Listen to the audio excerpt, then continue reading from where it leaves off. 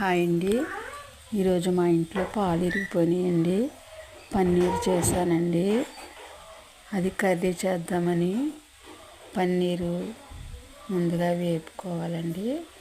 తర్వాత ఉల్లిపాయలు పచ్చిమిర్చి వేపుకోవాలండి. బాగా వేగిన తర్వాత ఎల్లుల్లిపాయలు వేసుకోవాలండి. ఒక 5 చితక్కొట్టి వేసుకోండి. పసుపు, కారం, ఉప్పు, మసాలా వేసుకుని అది బాగా వేగిన తర్వాత పన్నీర్ కూడా వేసుకోవాలండి. పన్నీర్ కూడా బాగా వేయించుకోండి. తర్వాత అందులో వాటర్ వేయండి. పన్నీర్ కర్రీ అయితే చాలా బాగుంటుందండి. ఒకసారి మీరు ట్రై చేసి చూడండి. మాకైతే చాలా బాగా నచ్చిందండి. మీకు నచ్చితే ఒక లైక్ చేయండి ప్లీజ్ అండి.